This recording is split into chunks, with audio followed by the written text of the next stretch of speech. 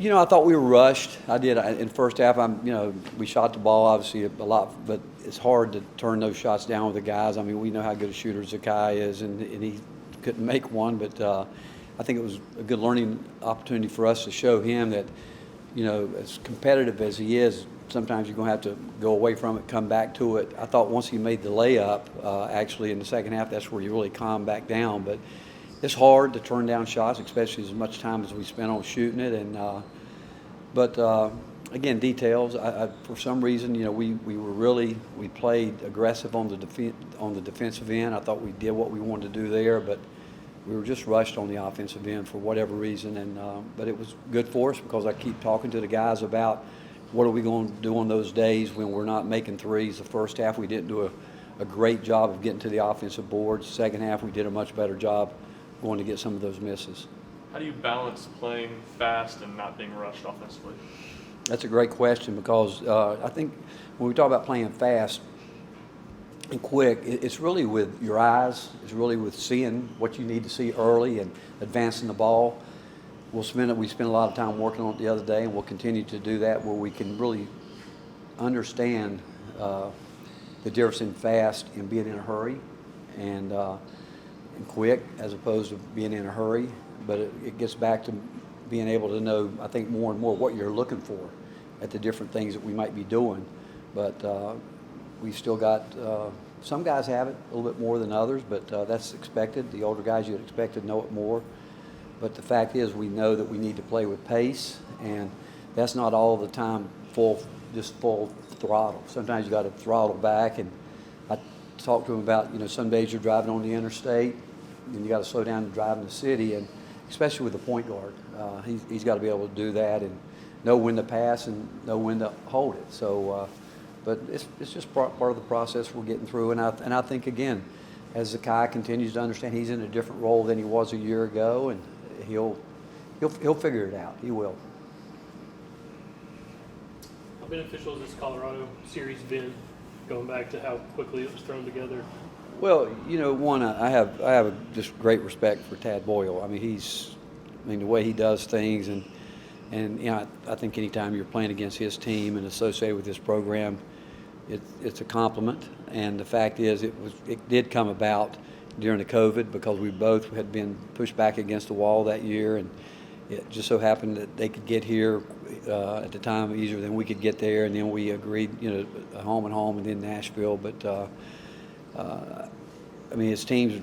He's done an incredible job building that program, and I know he's well liked and loved there. And his teams are going to be fundamentally sound. They're going to compete. They're going to again challenge it in every area. His staff does a great job. They're going to know as much about us as we know about them. And when you play a 3-game series, you do start getting to know each other fairly well. So it'll get down to we'll have to execute because it's not going to be any secrets that they're going to know what we're trying to get done. You guys have had a lot of success recruiting from Link Academy the last couple cycles. What kind of led to the relationships there, and I guess what do you like about recruiting guys from that particular place? I think you go back.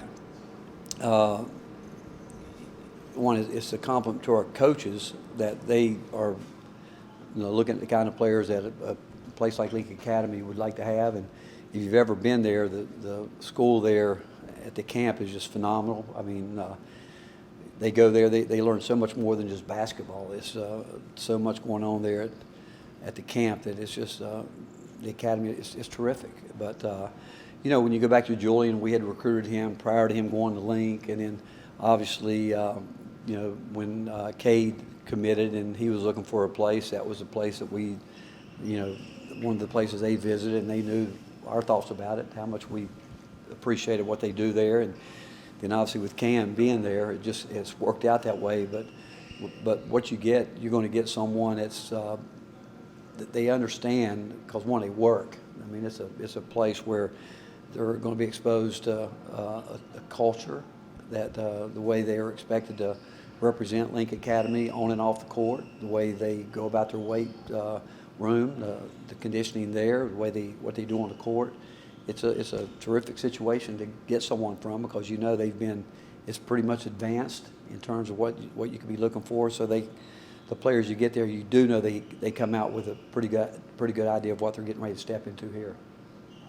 Coach, what's your experience been like with NIL so far, and specifically what can you say about your partnership with Spire and how that has? Well, I can only brag about Spire. What they've done, and I know our players who have been connected with them. It's been helpful, like you couldn't believe. And I know this, that the NIL's here to stay. That the fact that we've got a collective like Spire who's willing to help our players, and certainly it's an opportunity, I think, for our fan base to really understand what's going on in college athletics and know that the NIL is here to stay. And what I love about our players is their willingness to connect with the community. I think through Spire and the opportunities that they can bring to the table, I think it's going to be, again, just another way that our guys and I think by doing that, I think in so many ways it's going to encourage guys to want to stay in school longer. I really do. I think they're going to say, look around, and they're going to find out that being at the University of Tennessee is a great option. And not only with our terrific fan base, but again, what the university, the partnership with Spire and what's going on there, and we need to support it in every way that we can. And because again, I know what it's done for the players that have been involved, and I know how much they appreciate it. And again, I think it's going to be a great way because the longer we can keep the guys here, the more they're going to be able to connect with the community. The more one day they're going to want to give back to the university the way that we want all of our players to do when they graduate and move on to their next profession and whatever that may be. We want them to, again, be volunteers for life, and I think Spire being a part of that is going to ring true to that. Rick, what do you know about Colorado, this year's version, and what will be key for you all on Sunday? They're different and a little bit different, obviously. They're playing, I think, faster. And again, Tad does a lot of good stuff. They move well without the ball, do a lot of what they do off their stagger action.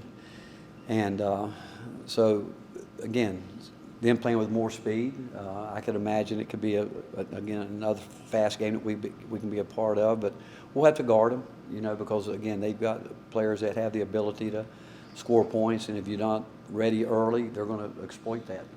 I think Tyreek said after the game Monday that when he's running point, he needs to have a better feel for the pace. Just kind of how have you seen him balance that new role and also playing as quick as you guys want to? Well, I think a good point is what he said. He knows that. I think that's the first step, and I'm not sure he's ever thought of himself as being a point guard, a facilitator, because as we know, he's a terrific scorer and has learned to play really well without the ball. But I think he's starting to understand it more. I think he's one of the players that that's starting to understand the pace, where you can't, at the point, you've got to see so much. And when you drop back, like a drop back passer, you've got different options you got to read. The same thing's true once we put the ball in the point guard's hands. He's got to read the floor quickly. And he's got to see what he might have early, what he might not. If not, then he's got to settle us into a flow, and that's where he's getting better. He's starting to understand that, as opposed to trying to keep trying to hit the home run pass, just learning sometimes, the A to B simple pass is the one that makes it all go. What has gone so well in recruiting for you guys, and how have you been able to maintain that? I guess the whole staff has turned over within the last 2 years. Well, I think it's the fact that our staff is they're connected. We don't ever put like one guy recruiting one person. They spread it out. We try to recruit as a staff. We feel once we get players here on campus, the athletic department, the university as a whole does a great job of whatever we need, whatever direction we might be going to meet someone academically, whatever. We feel like that the support we get from the entire university is just really a second to none.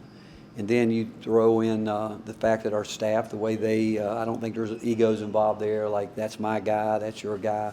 They have made it, where it's all about Tennessee, and they cross over. I mean, there's certainly going to be lead people on each player, but again, the simple fact that we've done that over certainly a lot since I've been here, where we want everybody involved because we really truly know that we've got coaches here that could have the opportunity to leave and become head coaches, and there's not an assistant coach in the country for the most part that doesn't want to be a head coach. And so with that in mind, if one guy's recruiting one player and he should leave, I mean, somewhat you're starting all over again. So that's why it's important that while we're through the recruiting process that everybody's touching that recruit some way, somehow. And our players, I think, have done a great job to help us.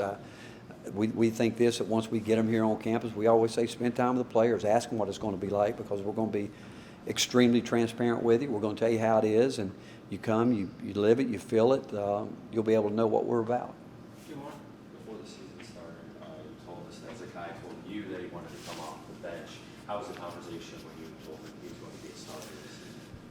Well, you know, I think he's okay. The guy's such a team player. You know, he's a Tennessee type guard that, you know, that he's all about the program. You know, he'll do whatever. And I do think he's still adjusting to that. I do. I really think that he's still figuring out that he's going to be looked at different this year too through a scouting report. You know, most coaches, when they go through a scouting report, they're going to put an emphasis on, you know, guys that start, but obviously they're always going to talk about the guys coming off the bench as well. But there is no doubt that as the year went on last year, he was being talked about a lot more too. But now there is a totally different role if he's coming off the bench with it. But and again, I'm not sure what lineup we'll stay with all the time. I mean, we could change it at different times based on what we think. But he would be good with it. I think Tyreek Key, if I told him he was going to start tomorrow and Zakai's coming off the bench, I don't even think they'd flinch. Like, okay, if that's what you think we need to do, or if we started with Josiah gets healthy, if we move it around and do some. These guys are so into each other, pulling for each other, and they know that they're going to get their minutes. And I've said it before, I think if you ask most of them would they rather start or finish, I think they'd all tell you they'd rather finish as opposed to starting. What's the definition of a Tennessee type of guard? You know, I think a guy that I would say a couple different things. One, when you think about the kind of guy that we want, is be a guy that people wouldn't want to play against. You know, a guy that when they look at him, they say, man, that guy does whatever he has to do to help his team win. You know, if he needs to score, he scores. If he needs to, you know, be a lockdown defender, he's a lockdown defender. I think he sees the game in a way that it's all about winning, you know, and they're willing to sacrifice, you know, if it's scoring, whatever it may be. And but also I think it's the kind of player that everybody wants to play with. Everybody. You know, you look at that guy and say, man, I would really like to play with him because, you know, you can see he's putting it all out there. He's giving everything he's got, and he's never made it about himself. And that's because if you got guards like that, you'll have a chance. All right. Thank you, guys.